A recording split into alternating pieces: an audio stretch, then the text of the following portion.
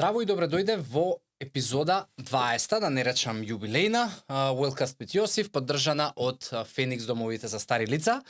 Денеска ќе имаме супер гостини, супер тема која што верувам ќе избуричка многу стомаци и ќе ве оставиме замислени и инспирирани и насочени кон промена. Темата ќе биде, ќе зборуваме за изглед, за тоа како луѓето знаеме да се обседнеме можеби со изгледот, да отидеме можеби у погрешни размислувања, у погрешни насоки и како тие комплексни врски со семејството, со околината, пријателите и луѓето околу нас знаат да не мотивираат, да не демотивираат или да не водат во различни насоки. Гостинот за денеска ни е Софија Манчева. Повеќето од вас можеби ја познавате, повеќето не ја познавате. Ке си се представи како и да е, кој ќе ја почнеме оваа епизода. Психолог и терапевт под супервизија, дополнително и фитнес тренер, така да мислам дека идеалниот човек кој што ќе зборува за оваа тема. Spotify, Google Podcast, Apple Podcast, YouTube, сите социјални мрежи се местата на кои што ќе можеш да ја следиш оваа содржина. Ужива еве во овој отприлика час кој што ќе ти го понудиме со содржина и биди проактивен, остави коментар, прашање или твое мислење поврзано со, се разбира, оваа тема.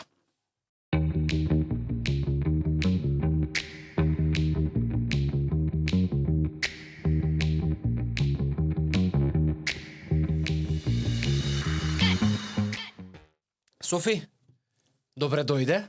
Добре те најдов. Фала ти што ја прифати поканата и што еве си дел од 20-та епизода Wellcast, веќе точно година дена како ги правиме, така да верувам дека ќе си имаме супер разговори и ќе уживаме и двајцата у денешнава и тема и време. Добро те најдов уште еднаш. Фала ти што ме покани да бидам дел од твојот подкаст. Се надевам јас дека ќе им биде интересна темата и на луѓето кои што ќе слушаат, а и не се сомнувам дека ќе уживаме. Супер. Ја нема да зборувам за тебе, да те представувам, тоа ќе го оставам на тебе. Знам само еве ќе дека делиме слично потекло. Ти си од Струмица, ја по пола сум од Струмица, по татко, по мајка Кавадарци, роден у Скопје, по самоопределба Велешанец, така тешка мешавина. Али ајде еве чисто, знаеш, некој од луѓето кои што ќе го следат ова можеби по прв пат се среќаваат со тебе, или оние кои што се сретнале можеби така не знаат што се Софи прави и која е и како изгледа, нели, незиниот живот и импакт кој што го носи до заедницата, така да еве, како ти би се представила и која е Софија Манчева?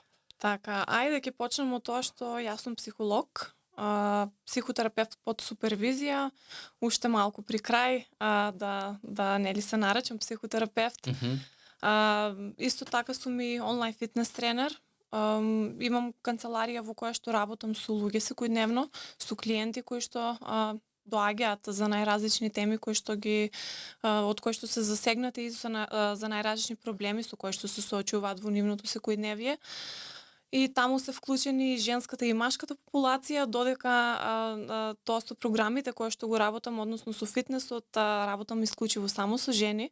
Имам заедница само на жени, имам мои програми, моја платформа на која што еве пробувам да им помогнам на сите оние девојки, мајки и жени кои што сакаат да постигнат одредена цел, да физички и ментално еве да направат некои промени.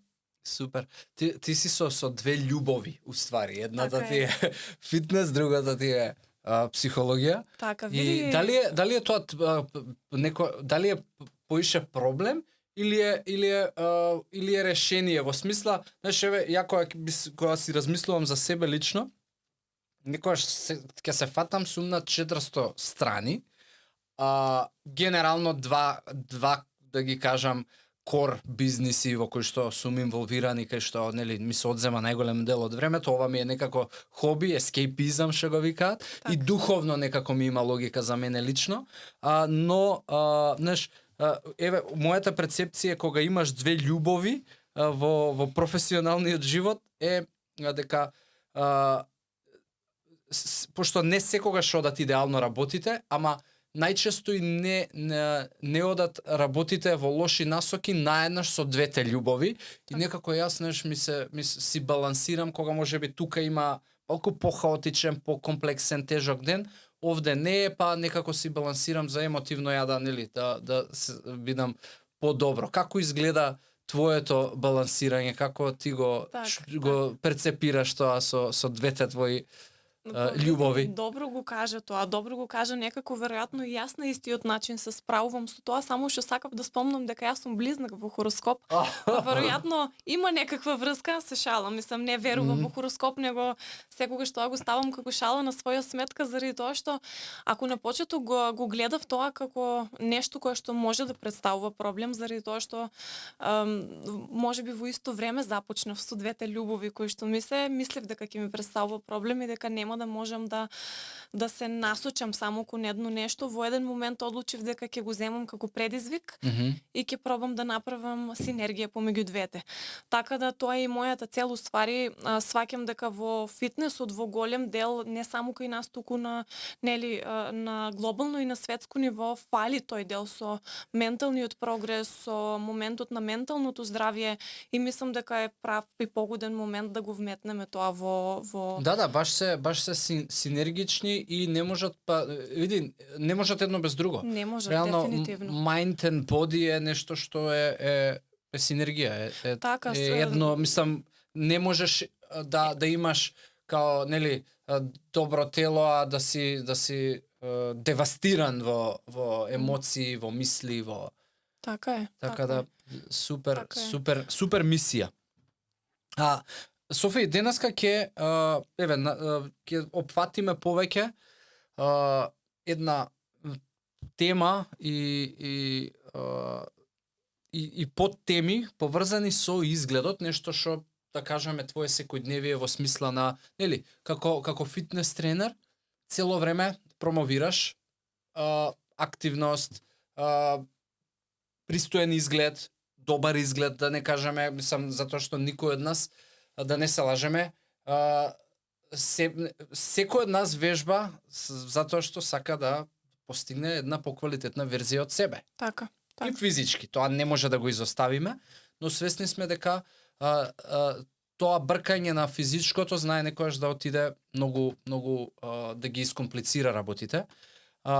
И затоа што секој од нас во еден период од животот е дете, нормално, таму почињаме и нормално дека сме изложени драматично на мајка, татко, односно фамилијата, брат, сестра, подоцна основна школа, средна школа и така натаму. И често сме изложени на коментари поврзани со изгледот кој што ќе добиваме од околината. Колку тоа може да влијае во подоцнежни години за јас како личност во која мера ќе се опседнам со изгледот? Так. Ајде да почнем од тоа и да кажам дека уствари кога зборуваме за семејството и кога зборуваме за детството наше, зборуваме за подлогата и за јадрото кој што ги имаме.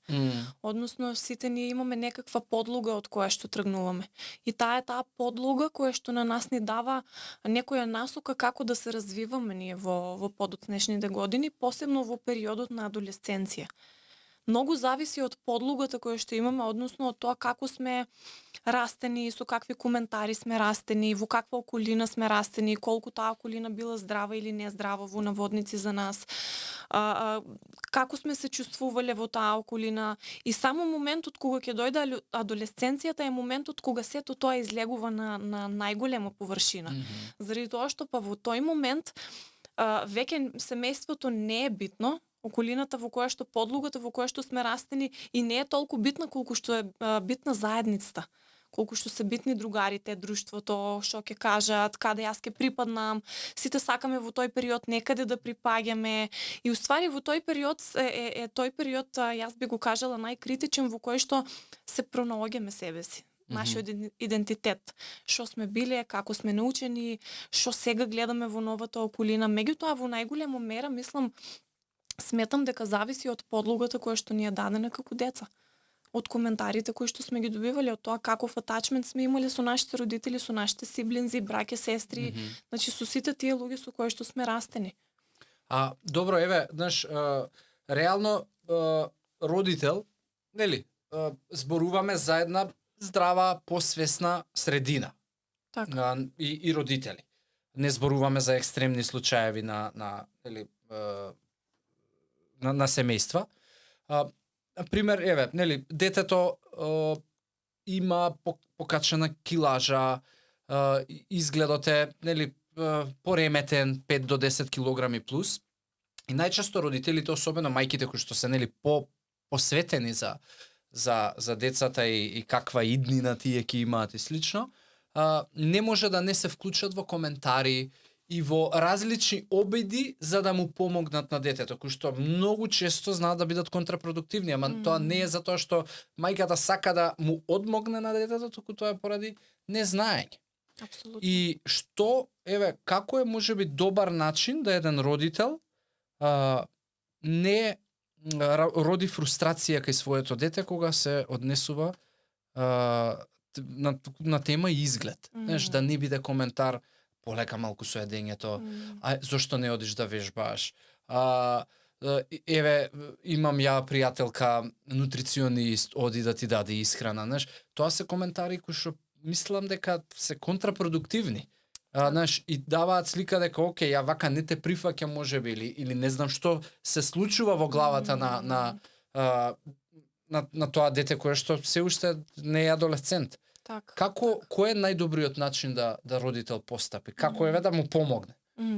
Види, во таквите ситуации, ако се вратиме малку назад, прво треба да ги видиме навиките во тоа семејство во однос на храна, во однос на тоа што се јаде, како се јаде и сите тие работи кои што се вклучени, но од друга страна позади зголемена килажа и позади сето тоа што се случува кај едно дете кое што не спаѓа во нормалата за таа возраст, пошто имаме некои параметри кои што ги сметаме за нормални, тоа мислам е многу јасно, веројатно стои некоја друга состојба.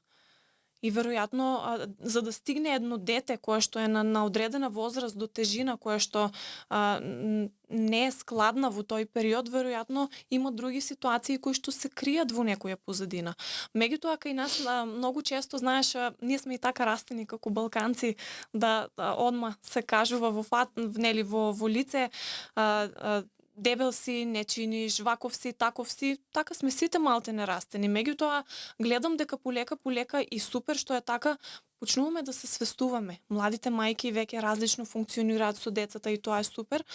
Најдобриот начин кој што може со кој што може да се пристапи кон едно дете кое што има такви потешкоти не се потешкоти и во развојот, туку некои пречки, еве да кажеме, за кое што оно само не е свесно, пошто дете како дете нема да знае. Едноставно децата преку однесувањата покажуваат како се чувствуваат, не преку зборови и емоции да искажуваат, е да се комуницира и да се разговара отворено. Односно да се оди од еден друг пристап, наместо директно да му се кажува, да се критикува, да се носи во дури некои мајки знаат и да ги навредуваат на тој начин своите деца, да се почувствуваат нели по лошо и да почнат да прават нешто како што кажа ти е контрапродуктивно на тоа што треба. Да се кријат можеби. Да се кријат, значи има и многу такви деца кои што се кријат, кои што кидат кај бабите, па бабите им даваат да јадат и знаеш, тука има многу ситуации кои што се провлекуваат, меѓутоа начинот на кој што јас мислам дека е правилниот начин и пристап е да отворено се разговара и да се комуницира, да се види што стои дали има нешто кое што стои во позадина на тоа, да му се објасни на тоа дете што тоа значи за него, што би значело да му се помогне во активностите, можеби заеднички да се прават некои активности, да заеднички се припремаат обруците, да малку се вклучи во процесот на припремање на таа храна, да види што тоа значи. Постојат многу начини. Меѓутоа начинот на кој што знаеме и начинот на кој што сме навикнати дека функционира кај нас дефинитивно не е правилниот. Да, му е најлесниот. Ајде, ти што на умто на друмче ми кажи ти плесни, нели, дај ја да ти Јас сум Така е. повозрастниот, ова не е правилно, ама што ќе остави последица е многу не се запрашуваме. И сметаш, сметаш, веројатно ова не нели сепак е докажано дека е добриот начин. Тоа значи дека и со дете можеби на 7, на 8, на 9 години, на 10 години е правилно да седнеш и конструктивно да разговараш и да му објасниш што значи дека нели ако е оваа храна дека нели ќе ти донесе вишок килограми, ќе ти не знам ќе ти загрозат здравје, како од прилика така би изгледало тој конструктивен разговор со дете? Види, со децата е малку поспецифично, со нив се работи и на малку поразличен начин, сега зависно од возраста на кое што се наоѓа едно дете. Барем од моето искуство и од тоа, јас не сум мајка, меѓутоа сум психолог и сум работела со деца. Од моето искуство ние имаме некои техники кои што ги применуваме со децата со кои што работиме, нели малку мора во тие моменти и да се спуштиме на едно ниво подоле за да можеме да бидеме разбрани, а и да ги разбереме децата што сакат да ни кажат. Така да и разговорот како разговор е супер, меѓутоа децата се исто многу индивидуални. Веројатно ќе зависи од дете до дете кој пристап е најдобар кон него да го примениме. Така да многу има работи кои што можат да се направат, меѓутоа се е до свесноста на родителите. До свесноста на родителите да они сакаат да тргнат од еден поразличен пристап кон решавање на таквите ситуации. Дали е во ред, на пример, да ти се јави родител и можеби нема да биде тоа во лице, можеби во твојата канцеларија да биде некаква сесија, туку да ти искомуницира од типот Софија, јас се сочувам со ова детето вака и вака, како да постапам. Дали е тоа во ред, затоа што понекогаш кога се случува сигурно да некои родители го донесат детето, као дека до детето е проблемот, као еве на психолог да дојде, а во принцип не е до детето проблемот, така како што кажаш, што тоа дете знае. Најчесто не е до детето проблемот. Јас работам системска и семејна психотерапија и ние најчесто, освен тоа што работиме со децата, работиме и со родителите, не најчесто, туку секогаш. Родителите се тие кои што се вклучени во терапијата. Меѓутоа за оно кое што ме праша, односно дали некој може да ми се јави да ме праша за совет и да ми каже, обично не го практикувам тоа. Можеби некој кој што веќе ми е клиент и кој што ја знам ситуацијата со кој што се соочуваат, па да дадеме одредени насоки или интервенции кои што треба во моментот да се направат. Меѓутоа секогаш мојата пракса е да дојдат и да започнеме со работа без разлика дали само со родителите или само со детето или со сите заедно, па после тоа нели да се даваат понатамошните. Да, не е генерички одговор као нели кликни тука, десен клик и го реши, да. Дефинитивно не е. Добро, супер. Од другата екстрема е нели родител можеби нема да биде заинтересиран многу, кој што се случува. И полесното е нели не сака да се инволвира во забавниот дел на детето, во едукативниот дел на детето и така натаму, и најлесно е повели телефон и детето навлегува во светот на социјални мрежи. Мислам, не дека, ја мразам и не ги оквалификувам технологијата и медиумите како зло, затоа што се на крај на денот е како ги користиш. Затоа што има и добри содржини, има и лоши содржини, но кога си неискусен, неизбежно е дека можеш да клизнеш на идеализирани слики за живот, за изглед, за односи со партнери така натаму. И сега пошто денеска зборуваме за конкретно за изглед, многу често социјалните мрежи, не многу често, јас сметам дека и голем импакт имаат врз тоа како луѓето се доживуваат себе си. Во смисла изгледам добро или лошо или што треба да поправам. Има ли, сметаш ли ти дека е one way ticket, дека социјалните мрежи исклучиво одмагаат во тоа како една личност ќе се перцепира себе си и својот физички изглед? Одма морам да кажем не. Заради тоа што личноста како личност е многу комплексна, за така да ја одредиме дека е one way ticket. како една личност ќе се формира, каква слика ќе изгради за себе, каков идентитет ќе изгради, како ќе се чувствува во своја кожа, како ќе се гледа себе си на огледало, зависи од многу фактори. Како што е семејството, околината, нели како што кажавме, средината во која што сме растени, коментарите, но и социјалните мрежи.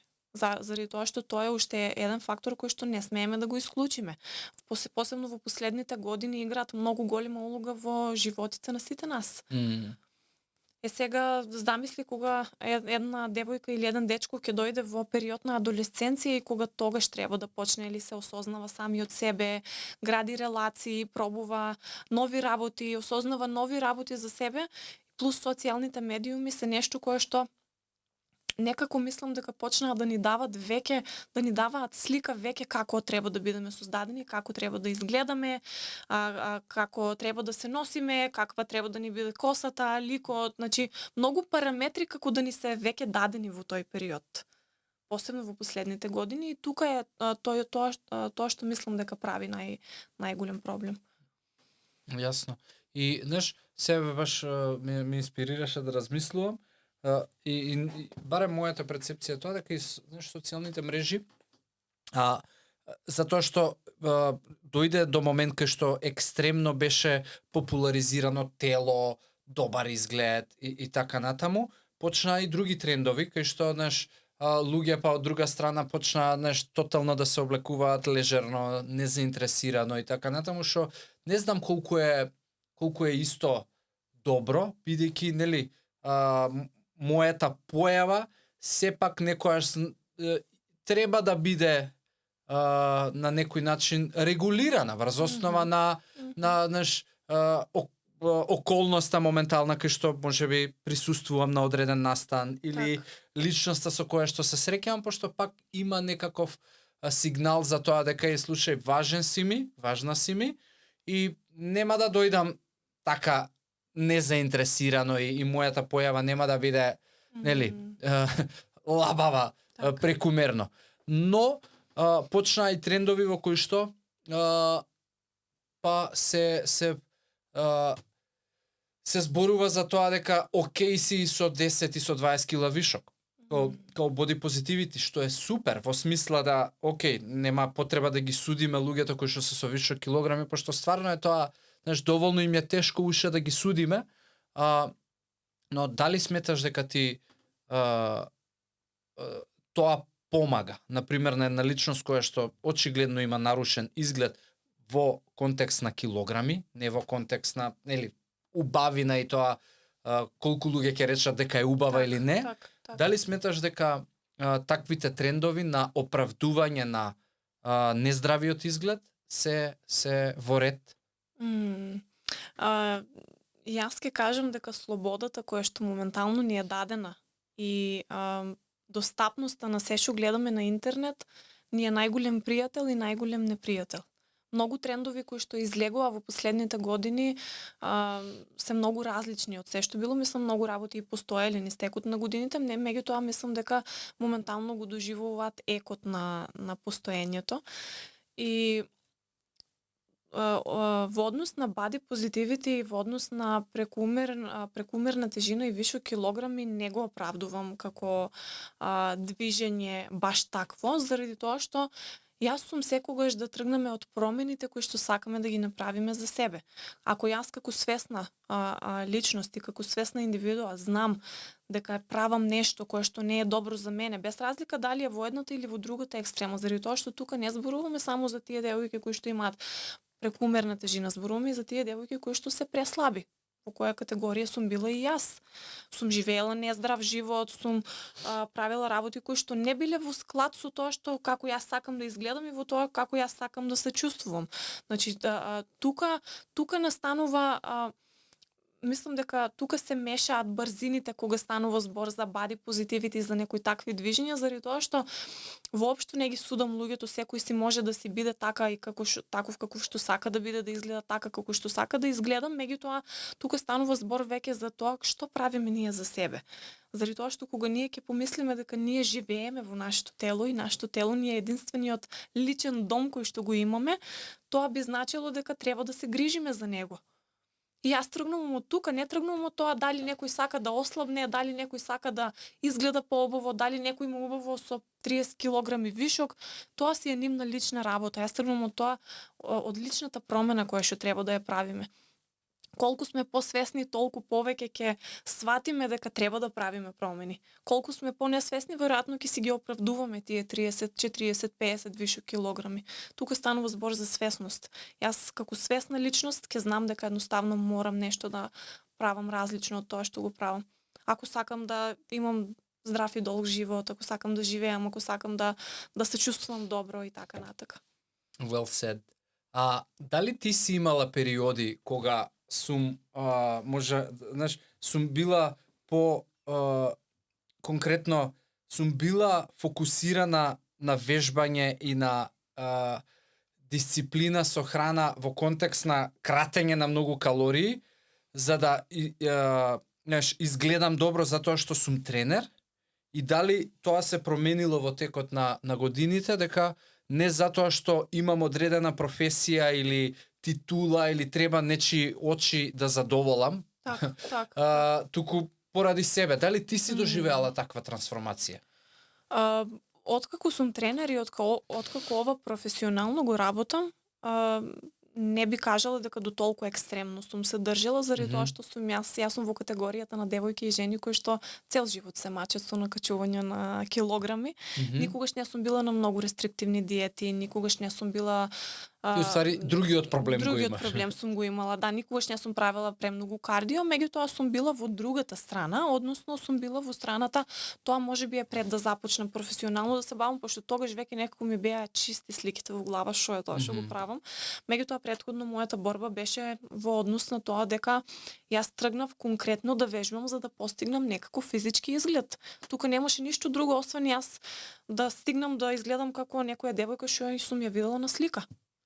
И тоа беше мојата главна цел. И после истекот на годините со сите промени кои што се случуваа, јас сватив уствари дека или девојките што ги гледам на слики се нешто кое што јас не можам да го достигнам, или некои од нив сум можела и подобро од некои од нив сум можела и подобро да изгледам. И тука некако веќе сваќаш дека единствениот човек со кој што треба да се споредуваш и да се надпреваруваш си само ти. Другото е се нереално, другото е се што гледаме е онака. Далечно. Поима немам за таа личност, ни што живот има, никакви цели има, ни зошто тоа го прави, важно сакам да биде така, што е многу абсурдно. Дали ти се случило да ти пише некоја личност, девојка конкретно, нормално, сакам да изгледам како тебе? Дали тебе ти се случило да можеби некој те доживува као да ја направи истата грешка као ти што си ја направила, сакам како оваа да изгледам. И да ти има речено, Софија, јас сакам како тебе да изгледам, кажи што да правам. Ти се случува? И што е твојот коментар на тоа? Затоа што види, за мене е ова очекувано, пошто, сепак изгледаш супер, одлично, атрактивно, нема да ми изненади мислам, ќе ми изненади да немаш коментари и барања, Софија, сакам како тебе да изгледа. Многу често. Што е твојот одговор на таква порака? Секогаш гледам да сум многу директна и да одговарам на тие пораки, заради тоа што таквите очекувања се нереални. Значи, кога некој сака да изгледа како некој друг човек, едноставно невозможно е. Баш вчера размислував за тоа, не знам, некоја тема отворивме и си викам како може да има две исти пеперутки? Како може да постојат две идентични? Како можеме ние нашите тела една со друга да ги споредиме и да кажеме јас сакам да имам како твојот струк или сакам да имам како твоите облини или такво нешто? Како можеме тоа да го посакаме за себе? пак ќе тргнем од себе. Како можеме тоа да го, нели ние можеме да се огледуваме на некој друг и да гледаме некој да ни биде инспирација и мотивација за резултатот кој што го постигнал, за животниот стил кој што го живее, за тоа сето што го прави. Меѓутоа конкретно ако се врземе за физичкиот изглед е многу нереално да го очекуваме тоа од себе, заради тоа што види јас имам и девојки со кои што додека држав индивидуални тренинзи, додека ние трениравме, има таква генетика што успеваа за многу пократок период од мене да направат мускулна маса. И тоа беше најголемиот доказ колку ја сакав на нив да им докажам дека едноставно само они самите на себе треба да си бидат репер за тоа што е најдобрата верзија од нив да ја направат, а не да се огледуваат на некој друг. Јасно.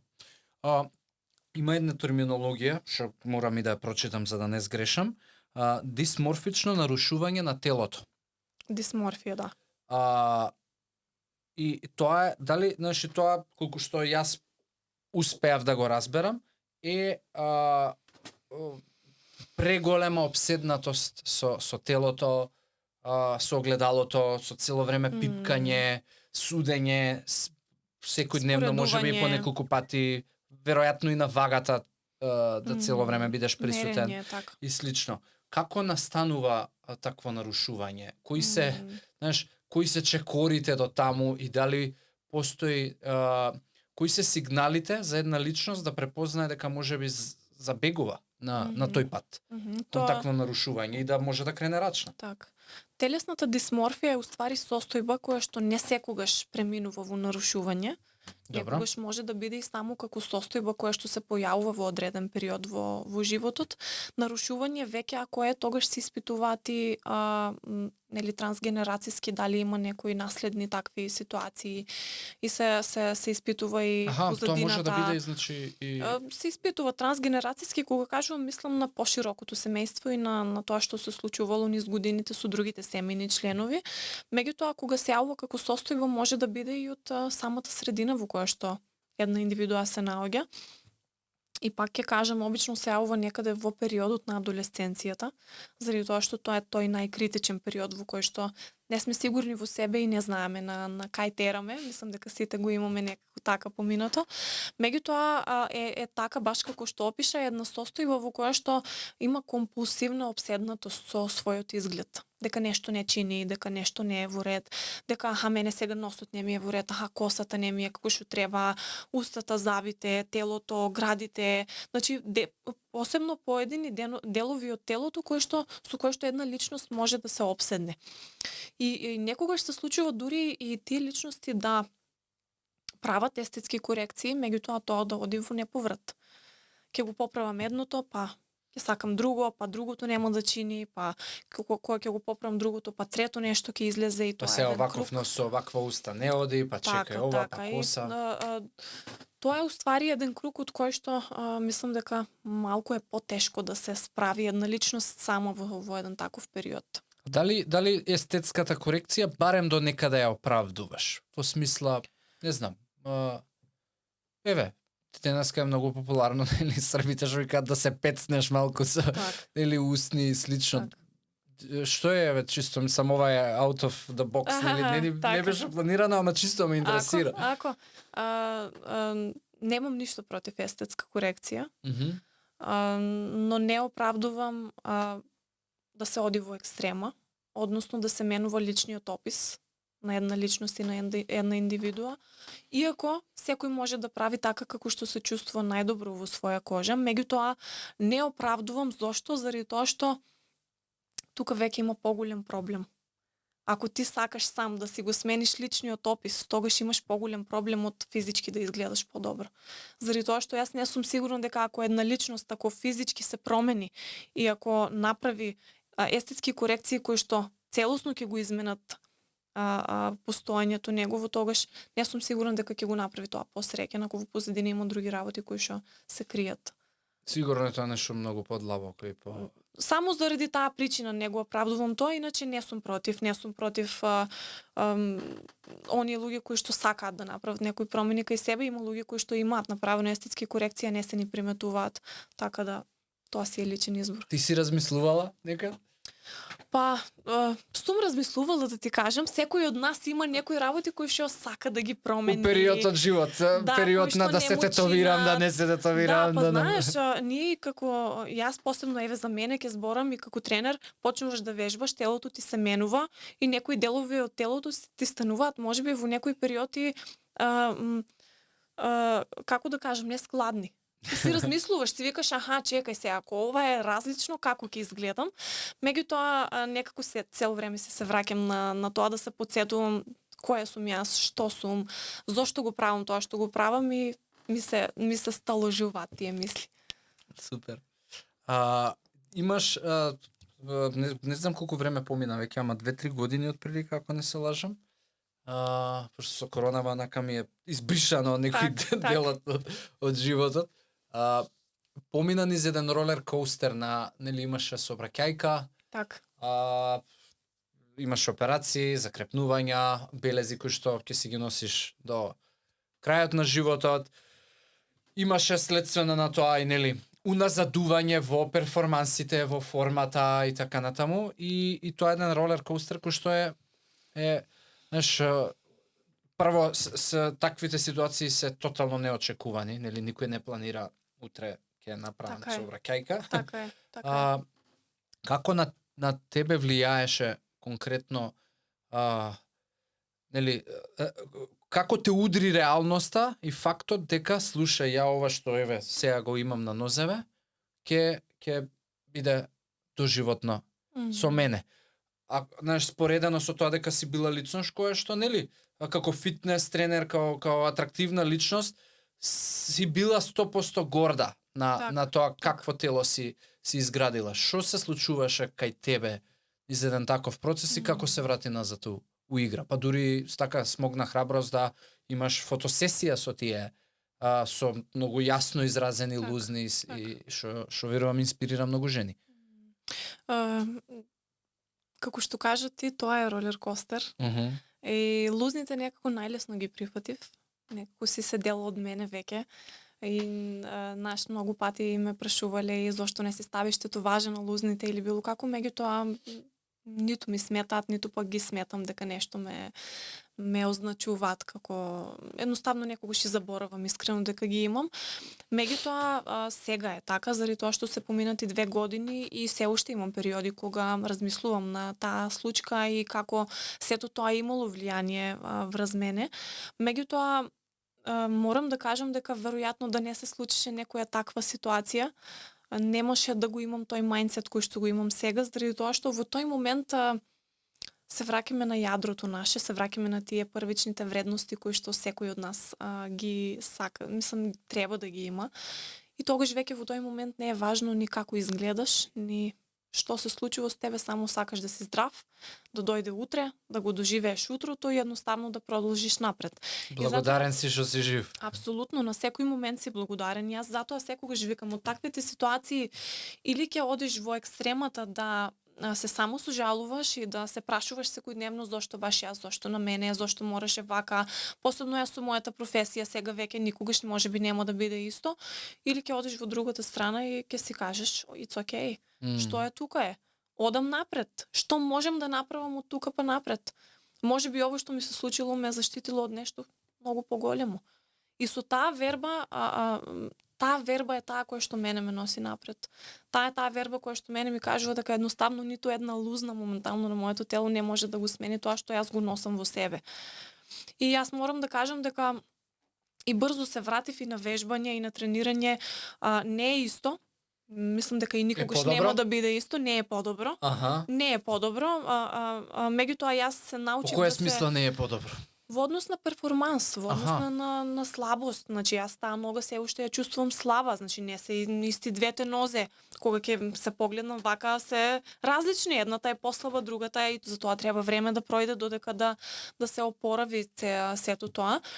Меѓутоа научив да се прифатам, да се прифаќам во секој момент баш таква каква што сум, заради тоа што немам друг избор. Немам претходно, можеби сум си викала, ајде бе сега уште 1, 2, 3 кила плюс, ако ова го направам ќе изгледам подобро. Сега веќе не си го викам тоа, заради тоа што сега веќе од ден за ден изгледам само подобро, оти сум тргнала од нај-лоу point, ајде да кажем за мене. Така да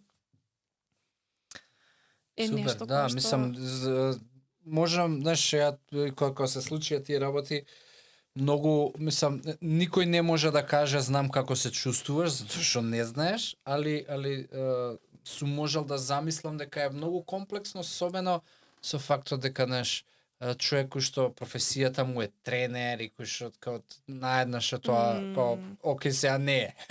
Сега не постои тоа. Сега не постои, и така е е. тешко.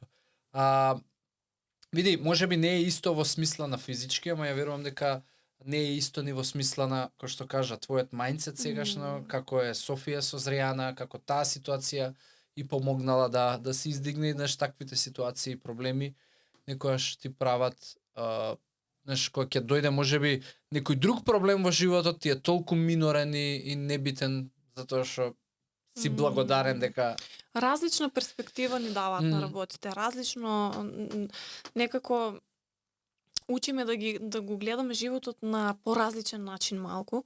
Јас не сакам на никој да му посакам да му се случи такво нешто и сакам сите што поскоро да се свестуваат што е тоа што треба да го прават за себе.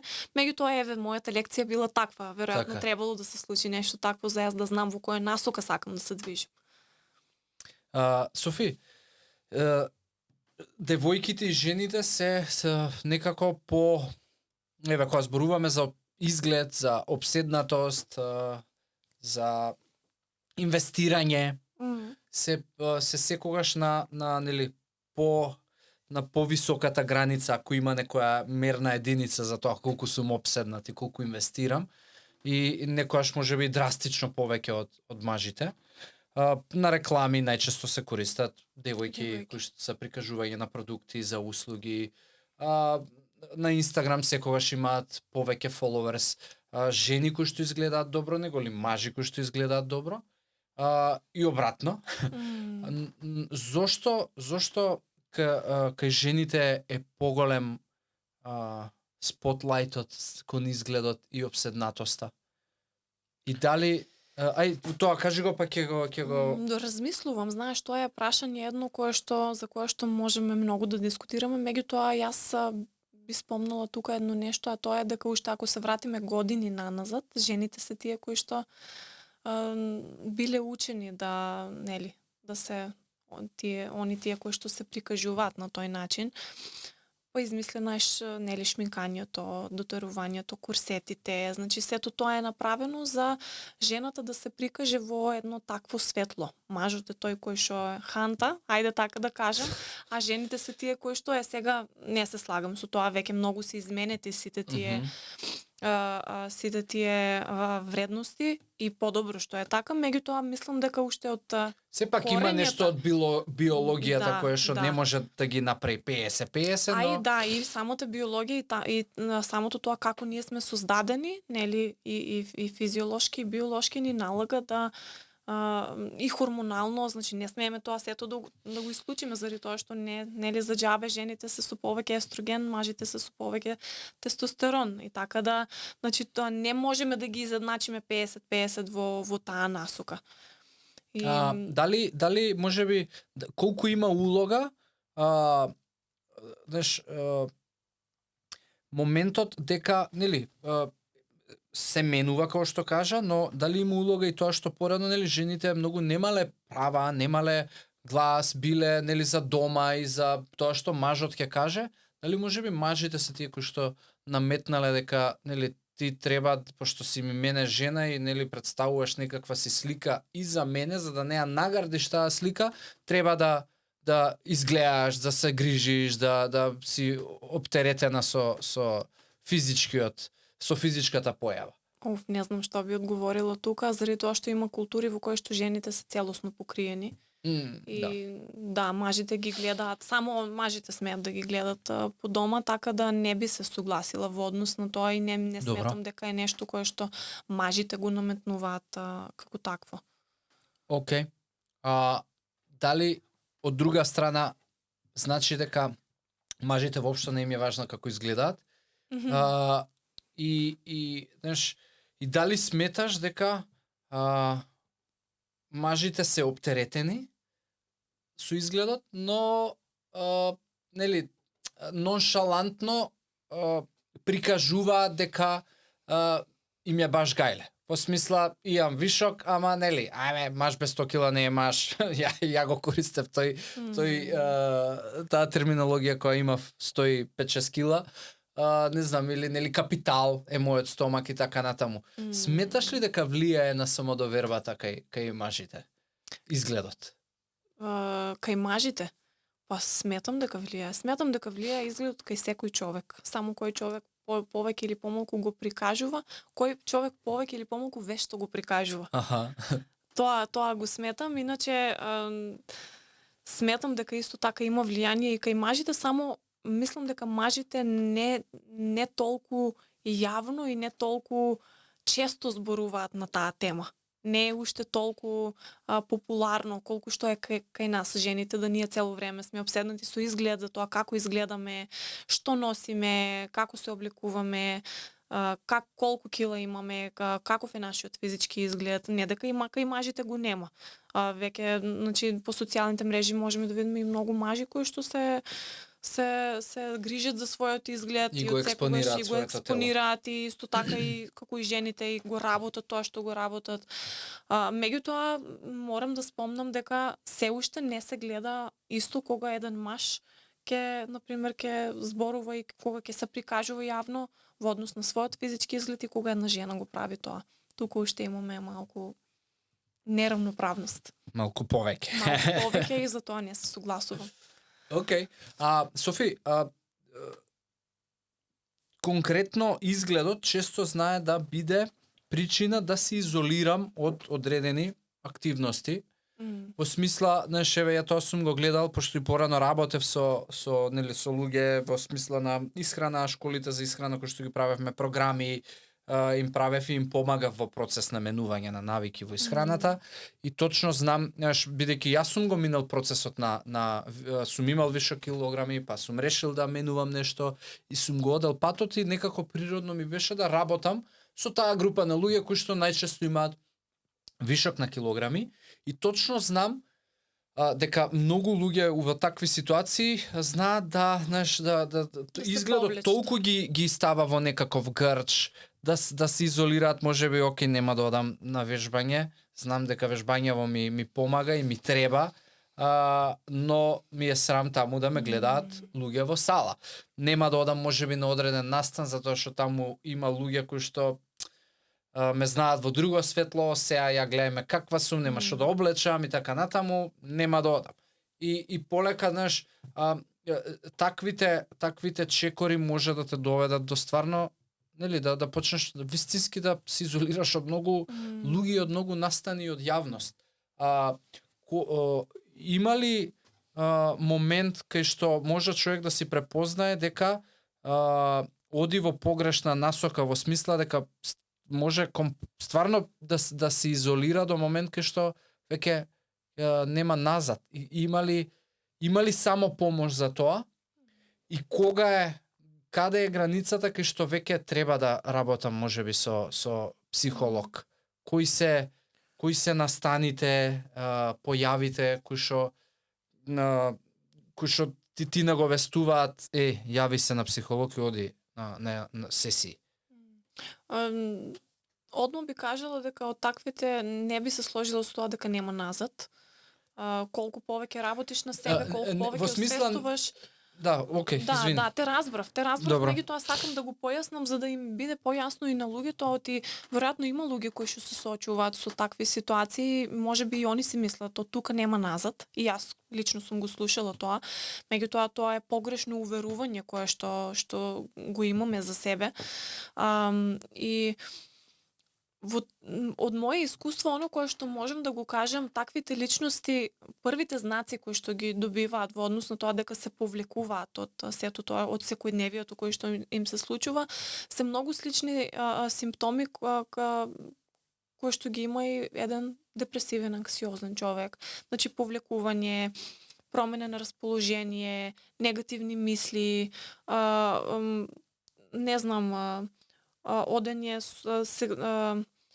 криење со храната, односно правење некои ситуации, емоционално јадење, одбегнување на контакти, одбегнување на јавни настани, можеби, не знам, менување на облеката, менување на стилот кој што и уствари со тоа треба да сме свесни во тој момент дека ние само пробуваме физички да го прикриеме тоа што ни се случува и тие се првите знаци кои што можат да ни кажат дека можеби окей, можеби нешто не е окей со мене, можеби треба нешто да променам, ми треба помош, ми треба нешто различно, што се случува. И тука е моментот кога треба да се охрабрат тие луѓе јавно да прозборат, не јавно, во јавност, него да разговараат со некој кој што им е близок за тоа како се чувствуваат. Знаеш, сите ние знаеме во тие моменти дека не ни е баш окей, дека нешто тука ни игра, дека нешто не сме баш окей со себе, дека не се чувствуваме добро во своја кожа и многу луѓе се плашат да прозборат заради тоа што најчесто мислат дека нема да бидат разбрани. Како што и во многу ситуации се. Кога некој адолесцент или во подоцнежните години ќе каже дома нешто, дека нешто не ми е окей, добро да е окей. Ќе се минимизира проблемот, ќе ослабнеш или ќе се поправиш или ништо не ти е, ќе ти пројде за недела две. Како има, ајде ќе биде. Да, шо ти фали, ништо не ти е или било како, ајде, дигни се као ништо не ти е. И многу луѓе се плашат од тоа дека во тие моменти нема да бидат вистински разбрани за тоа како се чувствуваат и одлучуваат дека најдобриот начин е да се повлечат, да не зборуваат и да чекаат да пројде. Меѓутоа многу ситуации такви и состојби не проаѓаат баш така лесно, туку напротив може само да се влошат.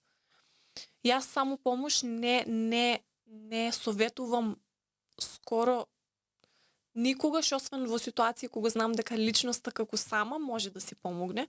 Секогаш сум за тоа дека кога имаш потреба и кога знаеш дека имаш нешто за кое што ти стои и не си сигурен што треба да правиш, треба да побараш помош, како кога бараме помош или кога одиме на забар, кога одиме, не знам, на фризер, кога одиме за сите други работи кои што ни се случуваат. Да, не си го вадиш сам забот со клешта. Така е, кога те боли уво, кога те боли стомак, идеш на доктор. Значи, кога нешто ти се случува, мислам дека време е да ја разбиваме, да ги разбиваме тие табу теми кои што се дека треба да разговараш. Океј е да разговараш. Не треба ништо специјално да ти се случи за да одиш да разговараш со некој и дека не секоја состојба и одењето кај психотерапевт треба да значи дека одиш е исто, е еднакво со одењето на психијатар и нешто тебе ти се случува посериозно. Така да.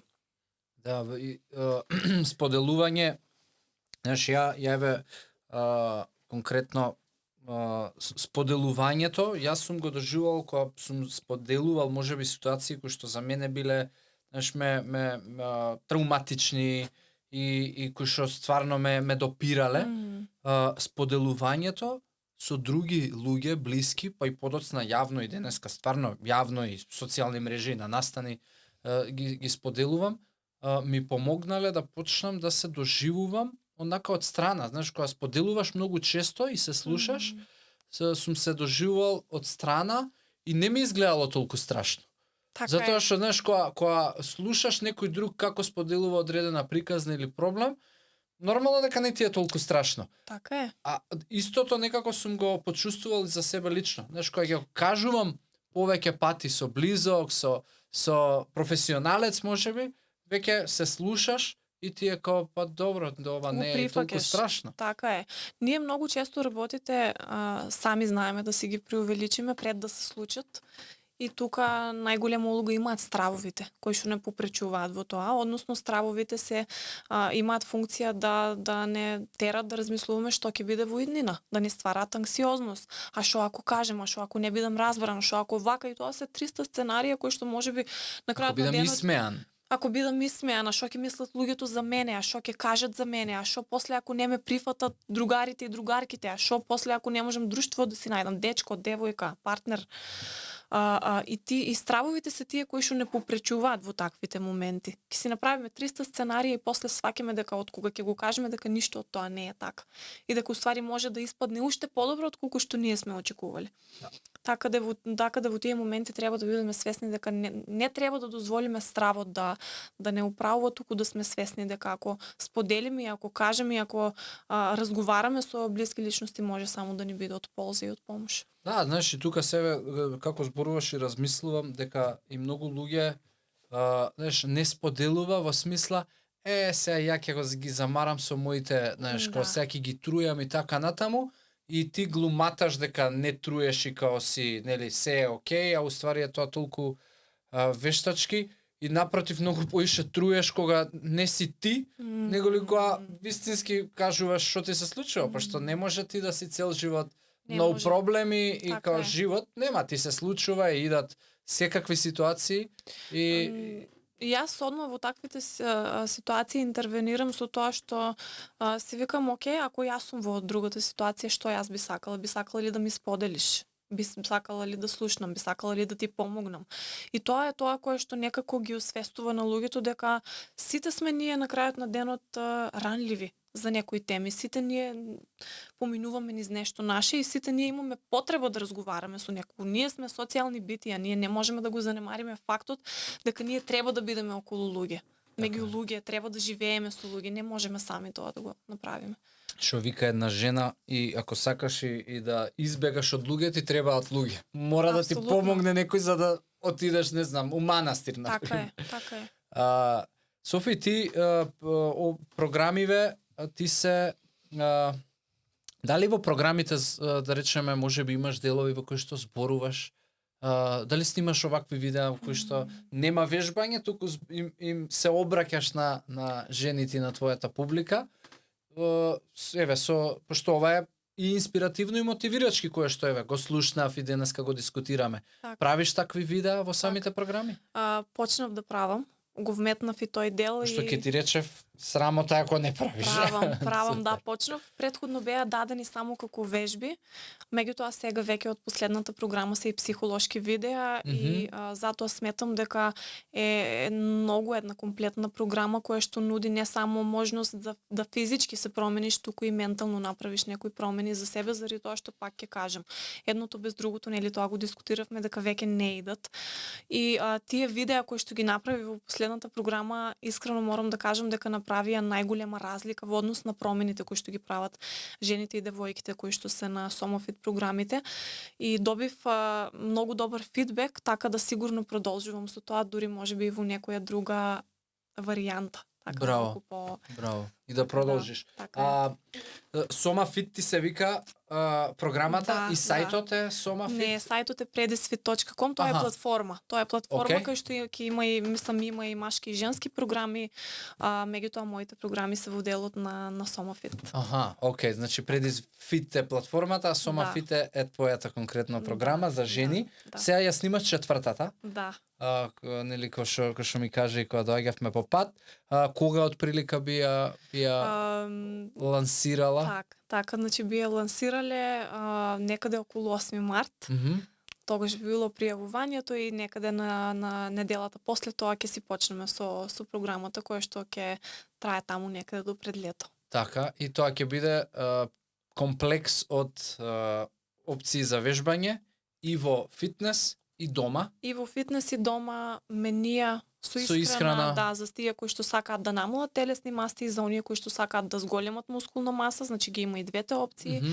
И плюс делот за менталното Хигиена. психотренингот, ајде така да го кажам, психотренингот кој што ќе биде дел од тие програми, кој што повторно ќе биде во вид на психолошки видеа, во насока нели на темите кои што ќе ги опфатиме со девојките и жените кои што ќе бидат дел од програмите и плюс вежби кои што ќе можат да им помогнат и на лист хартија да видат до кај се, што се, кои се промените кои што треба да ги направат. Јасно.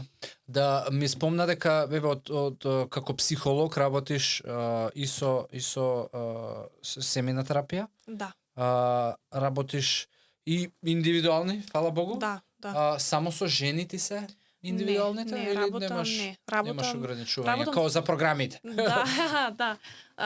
Работам и со жени и со мажи, работам со парови, работам со семејства. Значи работиме од еден индивидуалец па до цел семеен систем, така да во зависност од тоа нели кој со што доаѓа се Јасно. даваат насоки како да се продолжи во терапијата. Софи, свесноста за одење на психолог е денеска на по-добро ниво. Така е. За разлика, Отколку не што знам, ако било. гледаме за пред 10 години, но се уште е далеку, барем, ајде, ние се зборуваме за Скопје, ама, знаеш, во внатрешноста на Македонија и во по-малите средини се уште е тоа, не дај Боже, никако.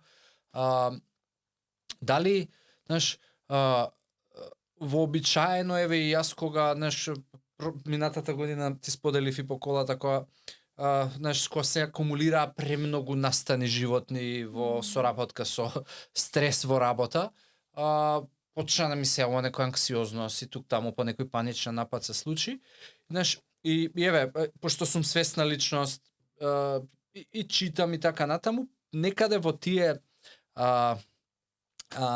нападствија, нели, за како човек да реагира, како да си помага и слично, пишува дека, нели, доколку предолго и се случува ова и доколку почнуваш да се изолираш, доколку почнуваш, нели, овака да размислуваш, така да размислуваш, тогаш е време да се појавиш на психолог. Сега, знаеш, а од друга страна, ја што знам, знаеш, тие се во ред нападствија, ама сметам и дека можеби зошто треба да чекаш да дојдат одредени знаеш, екстремни ситуации кога ќе се појавиш на психолог, и дали сметаш дека ќе дојдеме во време и ќе живееме во време за 10 или 20 години од сега, кај што одењето на психолог ќе биде нешто као одење на фитнес, кај што можеби ќе имаш subscription и ќе биде сосема нормално да отидеш да поразговараш и, нели, да си споделам што ми се случувало месецов, како сум се чувствувал и така натаму. Има некои земји во кои што имаат и матични психолози. Да? Не го Да, знаев тоа? да, има, и јас не сметам дека треба да чекаме да дојдеме до нешто за да одиме да разговараме со некој и да се грижиме за нашето ментално здравје, заради тоа што дури и здравите индивидуи некогаш имаат потреба да на различен начин се видат себе си од една друга перспектива. Одењето на психотерапија не е само обичен разговор. Значи, тоа е цел процес кој што се води, кој што може да ти отвори теми и прашања за кои што никогаш не си размислувал на тој начин за себе. Не сметам дека треба да чекаме нешто да ни се случи за да побараме психолошка помош или психотерапија. Меѓутоа, тука морам одма да кажам дека уште ги мешаат психијатрите и психолозите со психотерапевтите. Психијатар е едно, значи психотерапија е друго. Кога одиш на психотерапија и на психолог имаш сесија која што трае од цел сат и во која што разговараш за тоа што се случува.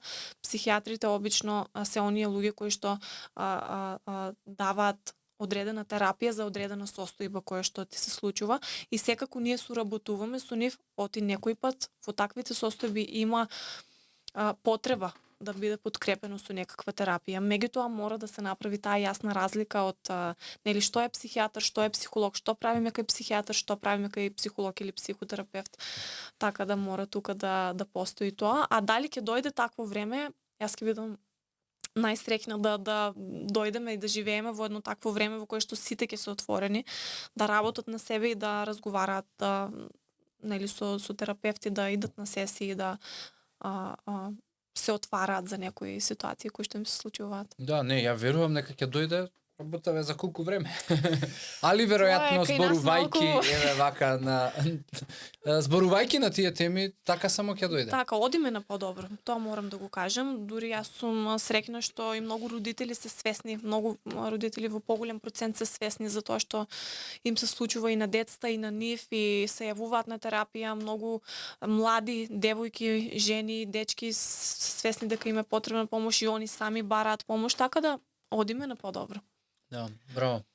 А Софи, ни пројде веќе саат време, отприлика, Так. близу саат, мене ми летна време. Така, исто и мене. Да, уживав у разговорот и верувам ќе имаме прилика, мислам и надвор од подкастов да си разговараме еве за убави теми, за продуктивни теми и посвесен муавет, отколку нели врнеше и не врнеше и Так. ладно е.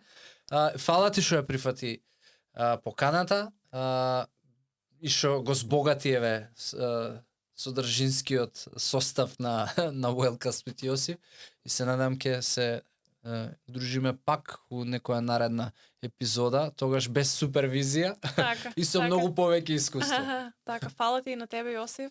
Баш ми беше пријатно, мислам, ептенувavo се чувствувам и се надевам дека ќе се дружиме повторно. Апсолутно. Thanks.